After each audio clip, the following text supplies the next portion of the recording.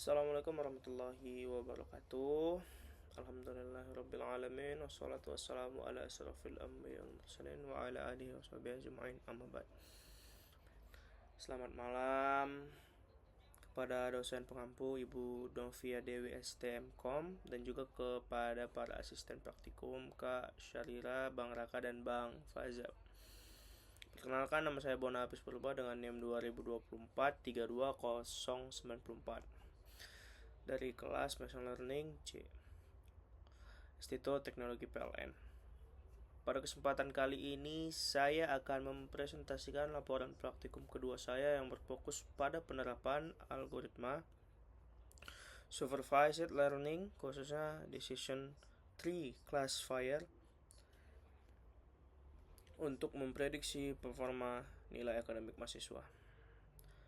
Presentasi ini akan saya bagi menjadi beberapa bahasan utama, dimulai dari landasan teori konsep pohon keputusan, dilanjutkan dengan pembedahan kode program dari persiapan data hingga pemodelan, analisis hasil eksperimen data, hingga kesimpulan akhir dari praktikum yang telah dilakukan. Sebelum masuk ke ranah teknis pemrograman, mari kita bedah terlebih dahulu fondasi teori dasar dari algoritma yang digunakan dalam laporan ini. Pertama ada konsep decision tree. Decision tree adalah algoritma pembelajaran terbimbing atau supervised learning yang digunakan untuk menyelesaikan masalah klasifikasi dan regresi dengan struktur menyerupai pohon terbalik. Komponen utama dari pohon keputusan ini terdiri dari 4 bagian, yaitu yang pertama ada root node atau node akar, merupakan node paling atas yang mewakili seluruh fondasi atau sampel data sebelum dilakukan pemisahan fitur terbaik. Kedua ada internal node atau node internal, yaitu node yang muncul setelah akar yang mewakili proses pengujian pada atribut tertentu. Node ini ditandai dengan adanya minimal satu cabang yang keluar. Yang ketiga ada branch atau cabang mewakili hasil dari aturan pemisahan atau pengujian yang diterapkan serta menghubungkan satu node ke node lainnya. Yang keempat ada leaf node atau node daun, merupakan node terminal paling akhir yang sudah tidak memiliki cabang lagi, di mana node ini mewakili hasil prediksi atau label kelas akhir. Perlu kita ketahui bersama bahwa decision tree dapat menangani dua tipe permasalahan yang berbeda, yang dimana pada decision tree klasifikasinya algoritma digunakan untuk memprediksi label discrete. Kriteria ini pemisahannya yaitu menggunakan parameter Gini impurity atau information gain berbasis entropi, di mana prediksi akhirnya ditentukan berdasarkan kelas modus atau yang paling sering muncul pada node daun tersebut. Sedangkan decision tree regresi algoritma digunakan untuk memprediksi nilai continue, kriteria menggunakan mean square error atau mean absolute error untuk meminimalkan variansi, dan hasil prediksinya didasarkan pada nilai rata-rata atau mean target sampel di daun tersebut. Dalam penerapannya sebagai fungsi klasifikasi, kita mengenal dua kriteria metrik pembagian data, yaitu Gini impurity dan entropi. Gini impurity berfungsi mengukur seberapa sering elemen yang dipilih secara acak akan salah jika diklasifikasikan. Parameter ini memiliki keunggulan komputasi yang jauh lebih cepat karena rumusnya tidak melibatkan fungsi algoritma. Di sisi lain, entropi mengukur ketidakteraturan atau ketidakpastian informasi, di mana perhitungan cenderung lebih lambat karena penggunaan fungsi logaritma, meskipun terkadang bisa menghasilkan pohon yang jauh lebih seimbang. Secara struktur dan akurasi, keduanya sering memberikan hasil yang mirip, tetapi Gini cenderung memisahkan kelas mayoritas ke satu sisi dengan cepat. Sebagai materi pelengkap dalam teori laporan, saya juga membahas mengenai algoritma naive Bayes yang memiliki asumsi khas bernama class conditional independencies. Asumsi ini menyatakan bahwa kehadiran suatu fitur dalam sebuah kelas sama sekali tidak berhubungan dengan kehadiran fitur lainnya. Mengapa disebut naif atau naif? Karena dalam realitas dunia nyata, fitur-fitur pada data hampir selalu memiliki keterkaitan atau korelasi. Konsekuensinya, jika fitur berkorelasi kuat, naif Bayes akan memberikan probabilitas yang terlalu ekstrim dan menurunkan akurasi akibat informasi tumpang tindih yang dihitung berulang kali. Selain itu, naive Bayes kerap menghadapi masalah zero frequency, yaitu kondisi di mana sebuah kategori yang ada pada data uji ternyata tidak ditemukan sama sekali pada data latih, sehingga nilai probabilitasnya menjadi nol.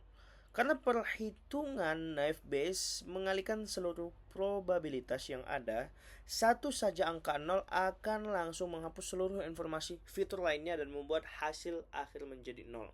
Solusi untuk mengatasi hal ini adalah menerapkan teknik Laplace smoothing, yaitu menambahkan angka kecil, biasanya angka 1 ke setiap pembilang dan menyesuaikan ke pembilang penyebutnya. Teknik ini memastikan tidak ada probabilitas yang benar-benar nol, sehingga model tetap mampu memberikan prediksi yang rasional. Baik, sekarang kita akan membedah jalur implementasi program yang telah saya jalankan menggunakan Jupyter Notebook. Langkah awal dari praktikum ini dimulai dengan mengimpor seluruh library utama yang dibutuhkan menggunakan Pandas untuk kebutuhan manipulasi dan pengelolaan data, Skitlearn untuk kebutuhan pemodelan machine learning, serta Matplotlib dan Seaborn untuk menyajikan visualisasi data secara grafis. Dataset yang digunakan dalam eksperimen ini adalah Student Prediction CSV. Sebelum memulai proses pemodelan, praprosesan data yang krusial dilakukan adalah pembersihan dengan menghapus kolom Student ID. Kolom ini harus dibuang menggunakan fungsi drop karena ia merupakan pengidentifikasi unik mahasiswa yang sifatnya tidak memiliki nilai korelasi statistik apapun terhadap target prediksi performa nilai akademik. Langkah berikutnya adalah memisahkan data menjadi variabel fitur X dan variabel target Y. Dalam studi kasus ini, target variabel kita adalah kolom grade.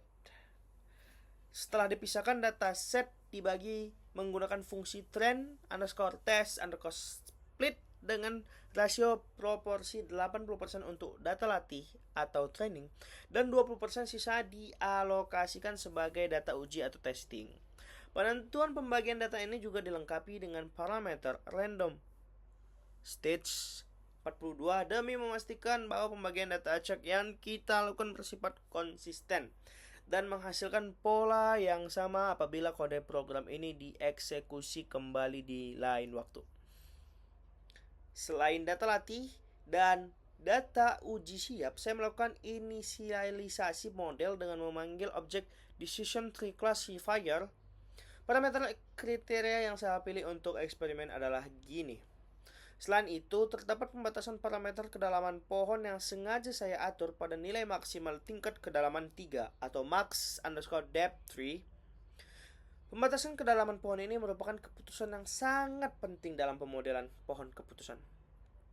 Tujuannya adalah untuk menjaga agar struktur pohon yang dibentuk oleh model tetap sederhana, mudah diinterpretasikan alur logikanya, serta yang paling utama adalah menghindarkan model dari risiko terjadi overfitting atau kondisi di mana model menghafal data latih terlalu detail namun gagal bergeneralisasi pada data baru.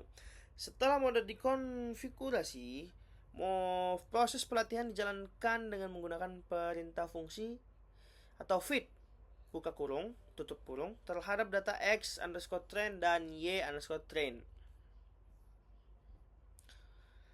Sebelum kita meninjau hasil performa model, mari kita analisis terlebih dahulu hasil grafik eksplorasi data atau EDA yang telah dijalankan. Pada tahapan ini dilakukan analisis distribusi khusus pada variabel target kita yaitu grade. Berdasarkan grafik batang atau bar plot yang dihasilkan oleh sistem, terlihat jelas persebaran data mahasiswa penyebar di berbagai tingkat kelas atau level grade, mulai dari skala indeks 0 hingga indeks 7. Visualisasi ini memberikan gambaran objek awal pada kita mengenai tingkat kompleksitas dan variasi tugas klasifikasi multiclass yang akan dihadapi oleh algoritma decision tree kita. Selanjutnya mari kita bedah visualisasi pohon keputusan yang terbentuk dari proses training. Hasil visualisasi grafik pohon keputusan menunjukkan secara gamblang bagaimana algoritma ini mengambil keputusan di setiap cabang atau node pembagiannya. Struktur pohon ini memperlihatkan bahwa fitur course ID beserta beberapa variabel perilaku belajar harian mahasiswa terpilih sebagai indikator utama atau atribut pemisah paling atas. Hal ini membuktikan bahwa secara ilmiah, secara logis, faktor mata kuliah yang diambil serta pola kebiasaan belajar mahasiswa memberikan pengaruh yang kuat dalam penentuan pengelompokan grade akhir akademis mereka.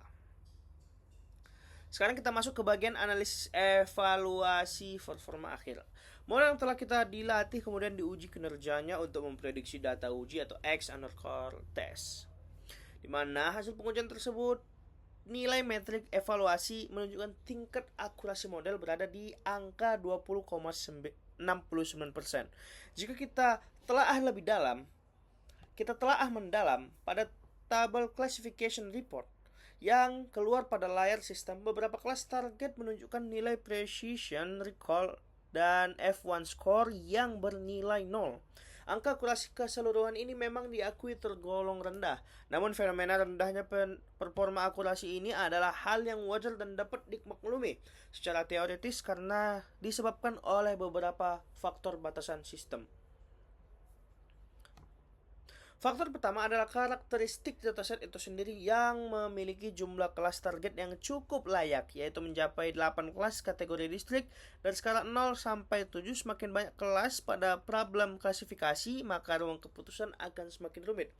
Faktor kedua ialah akibat adanya pembatasan kedalaman pohon yang kita atur seminimal mungkin, yaitu dengan max_depth sama dengan 3. Pembatasan yang terlalu ketat ini membuat model menjadi terlalu sederhana atau mengalami underfitting, sehingga tidak mampu menangkap pola hubungan fitur data yang sangat beragam dan kompleks. Sebagai rekomendasi pengembangan untuk meningkatkan akurasi ini di masa mendatang, kita dapat menerapkan optimasi parameter lanjutan seperti hyperparameter tuning dengan grid search untuk mencari kombinasi kedalaman pohon yang ideal, melakukan rekayasa fitur, atau mencoba menggunakan algoritma berbasis ensemble learning seperti random forest. Sampailah kita pada bagian akhir dari presentasi, yaitu kesimpulan. Berdasarkan seluruh rangkaian praktikum yang telah dilaksanakan, dapat disimpulkan bahwa alur kerja pemrosesan machine learning mulai dari pemrosesan data awal, pembersihan kolom, serta pembagian dataset latih uji, hingga tahap pelatihan dan evaluasi model telah berhasil dijalankan dengan terstruktur dan benar. Meskipun tingkat akurasi pengujian akhir yang diperoleh masih terbatas karena adanya keputusan pembatasan kedalaman struktur pohon, algoritma decision tree ini terbukti sangat efektif dan sukses dalam memberikan pemahaman visual serta logika yang transparan mengenai fitur atau variabel apa saja yang paling dominan memberikan pengaruh terhadap target nilai mahasiswa. Demikian presentasi laporan praktikum ini saya sampaikan. Terima kasih banyak atas perhatian Ibu Novia Dewi selaku dosen pengampu serta rekan-rekan asisten praktikum sekalian. Kurang lebihnya saya mohon maaf. Selamat malam. Assalamualaikum warahmatullahi wabarakatuh.